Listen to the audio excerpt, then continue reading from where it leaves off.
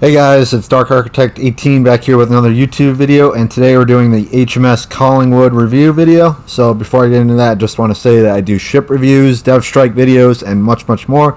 So before I start, make sure to like the video and subscribe to the channel. If you like the content and want to support the channel, hit that notification bell to stay notified of all my videos. And now it's time to get to it. So we're going to break down the commander, the mods, then we're going to break down the stats of the Collingwood and discuss it with the Nelson as well.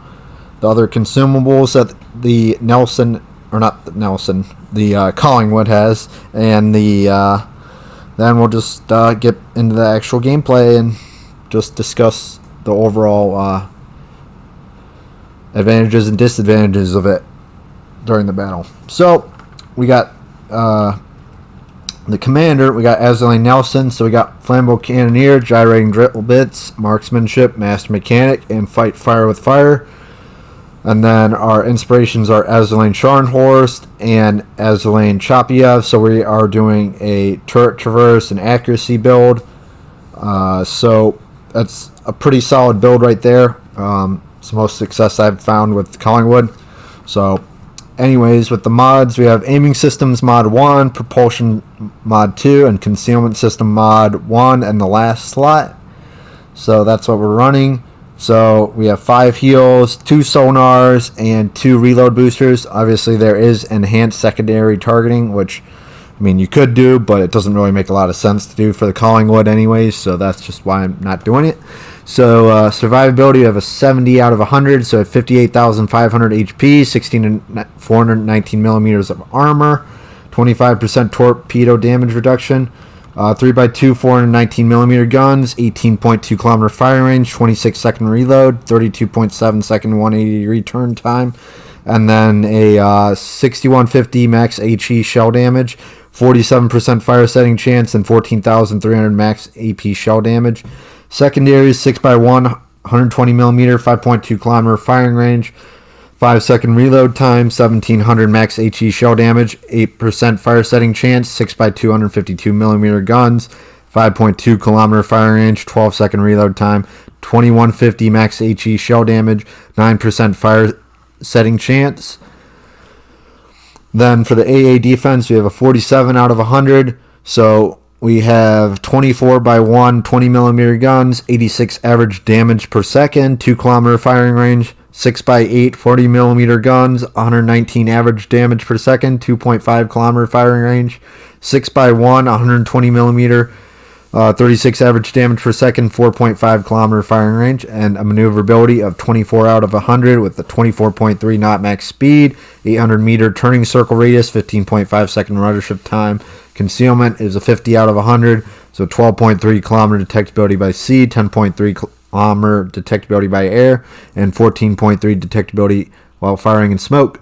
So now we're going to look at the armor viewer. So overall, you're going to notice that the Collingwood has 26 millimeters of armor along the deck and the side plating along the whole ship. The superstructure obviously is weaker, and the turrets are a little bit more beefier in terms of armor. So we're going to just look at the deck and the citadel as well. So Citadel is slightly above the water for sure, so you definitely got to be careful with going broadside in the ship.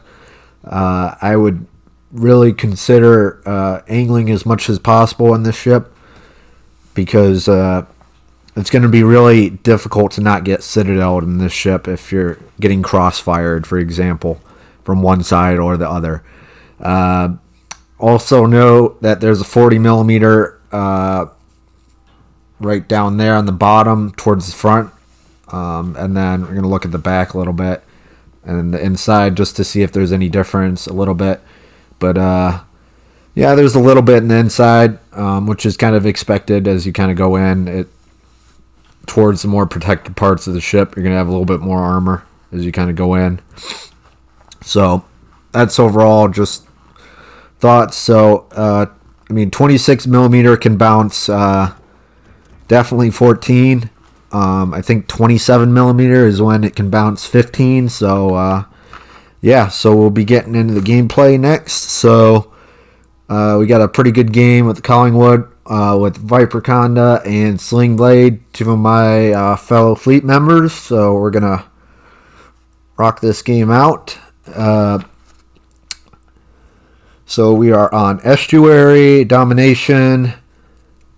So I guess next thing I'm going to compare is the Collingwood to the actual Nelson. So overall, Nelson has more armor, has smaller guns, has more HP, has less torpedo damage reduction, and better AA when comparing the from Collingwood to the Nelson. So Nelson definitely has a lot of has more armor, better HP, and better AA. Collingwood overall, it's got better torpedo damage reduction, better maneuverability, and better concealment. Better concealment by a wide margin. So the concealment for the Collingwood is 12.3 kilometers detectability by sea and 10.3 kilometer detectability by air. The Nelson has a 13.9 kilometer detectability by sea and 11.7 kilometer detectability by air. So the difference is about 1.4 to 1.7 or 1.6 kilometers difference between both the detectability by sea and detectability by air rating or number for that. So that's definitely a significant thing to consider. The maneuverability is also another thing. So the Nelson has a 22.2 knot max speed. The Collingwood has a 24.3 knot max speed. This is with the same build I just showed you previously at the beginning of the video. So with Ezelane Nelson, Ezelane Scharnhorst, and Ezelane Chapiev.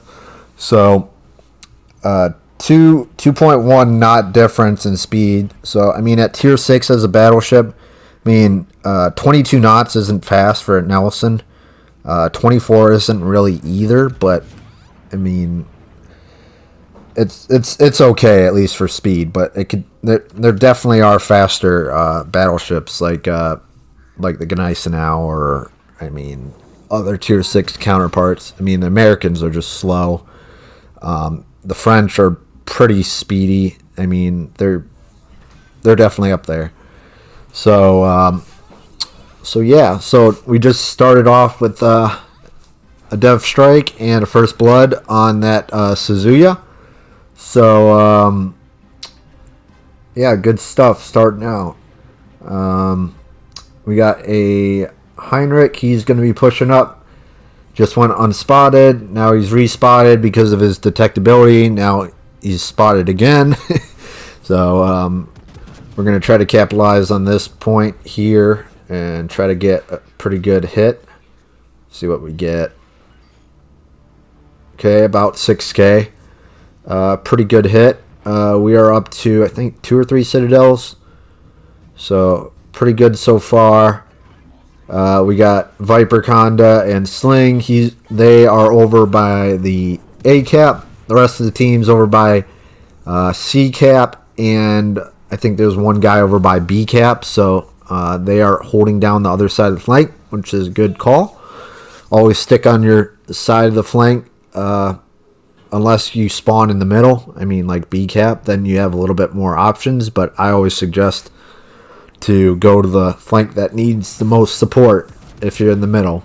Otherwise, just stick to your flank and do your best you can, whether you push forward and back up or, I mean, it's a big process of pushing forward and backing up and knowing when to do what. It's really critical, especially with the Collingwood because of the Citadel and the susceptibility to fire.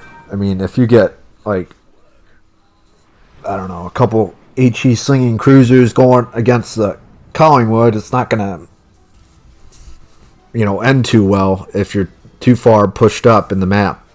If you're halfway into the cap and you're taking 3 fires and you're about to take a 4th, I mean, if that's what your build dictates, then it really just, you're not going to be in the match long. So overall, I mean, with the Collingwood, So I was running the sonar. I didn't know if there was torpedoes coming my way, as I saw like the Benson up there by the cap. So I always want to use my sonar whenever I think there's going to be a destroyer on this side, or if I see one, maybe he shot torps. So it's always a good call to think about that, whether it's worth using or not. So we got the Heinrich. He is pushing up. We are capping the A cap, C cap. On the other side, looks like the enemy has overtaken our guys, so or at least pushed them back considerably.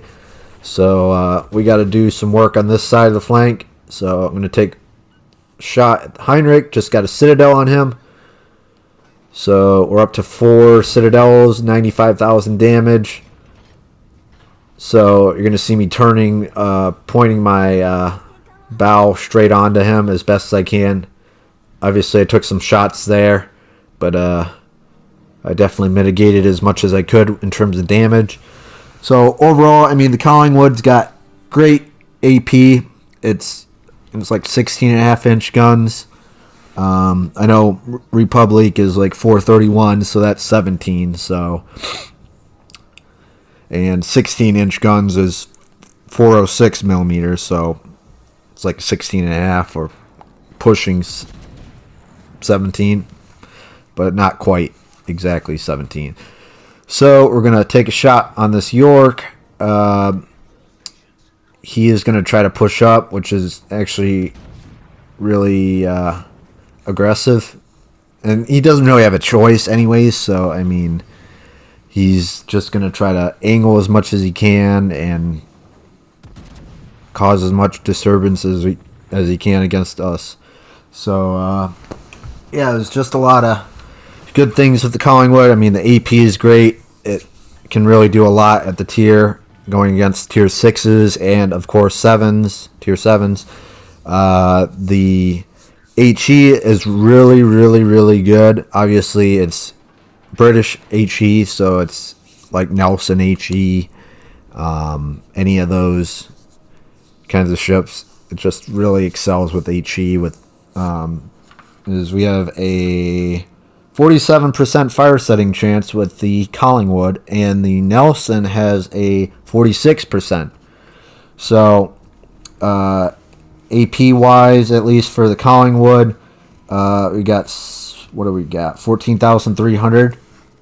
And for the Nelson, it is 13,200. So you definitely have 1,100 maximum AP shell damage increase between the two ships. So that's a pretty good increase overall. So a lot of good things going on with that. And we're sitting at 110,000 damage. We got Dev Strike, First Blood, couple Citadels. We're pushing the enemy back. Obviously, they only have one other on the other side, and we have one here, so I'm going to try to push up.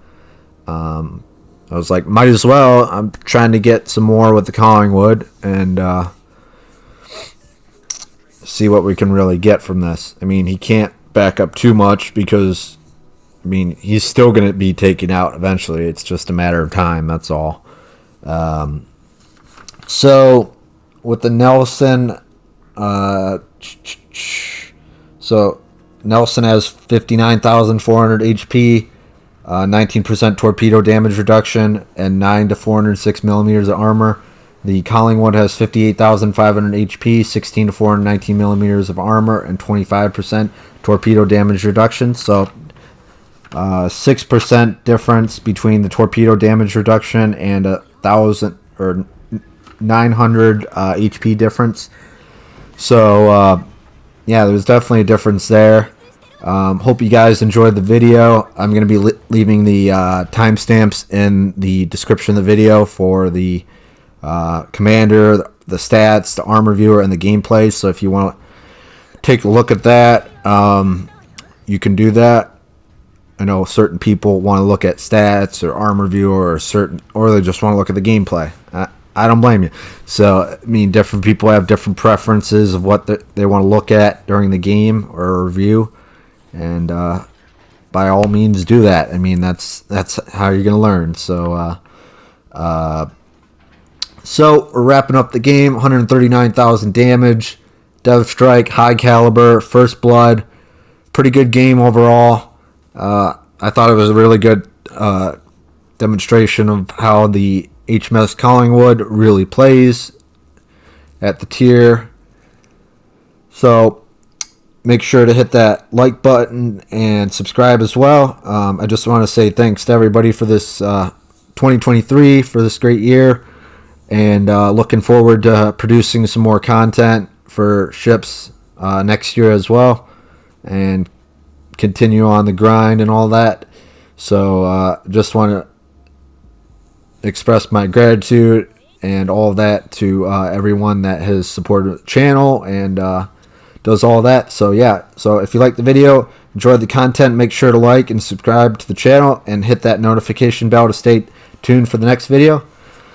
So this is Dark Architect 18. I'm out. Hope everyone has a good day and a happy new year, and looking forward to what 2024 brings. Thanks. Peace. Bye.